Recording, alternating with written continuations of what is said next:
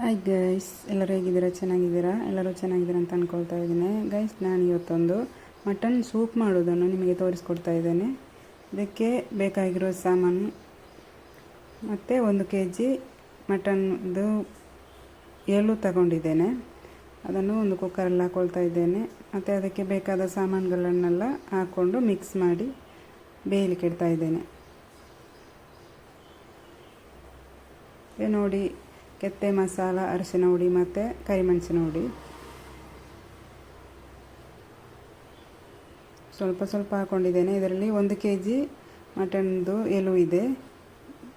ಗರಂ ಮಸಾಲ ಮತ್ತು ಮೀಟ್ ಮಸಾಲ, ರುಚಿಗೆ ಬೇಕಾದಷ್ಟು ಉಪ್ಪನ್ನು ಹಾಕ್ಕೊಂಡು ಇದಕ್ಕೆ ಎಷ್ಟು ನೀರು ಬೇಕು ಅಷ್ಟು ನೀರನ್ನು ಹಾಕ್ಕೊಳ್ತಾ ಇದ್ದೇನೆ. ಇದರಲ್ಲಿ 2 ಈರುಳ್ಳಿ, ಶುಂಠಿ ಬೆಳ್ಳುಳ್ಳಿ ಪೇಸ್ಟ್, ಕಸೂರಿ ಮೇಥಿ, 1 ಹಸಿಮೆಣಸಿನಕಾಯಿ, 2 ಟೊಮೆಟೊ ಇಷ್ಟನ್ನು ಹಾಕ್ಕೊಂಡು ಇನ್ನು ಇದಕ್ಕೆ ನೀರು ಹಾಕ್ಕೊಂಡು ಚೆನ್ನಾಗಿ ಒಂದು 10ರಿಂದ 12 ತನಕ ವಿಸಿಲನ್ನು ಮಾಡ್ಕೊಳ್ತಾ ಇದ್ದೇನೆ. ಇದರಲ್ಲಿ 1 ಪಾಟೆ ನೀರನ್ನು ಹಾಕ್ಕೊಳ್ತಾ ಇದ್ದೇನೆ. ಮತ್ತು ನೀರು ಬೇಕಂತ ಇದ್ದರೆ ಮತ್ತು ಇದು ಬೆಂದಾದ ಮೇಲೆ ನೋಡಿಕೊಂಡು ಹಾಕ್ಕೊಳ್ಳಿ.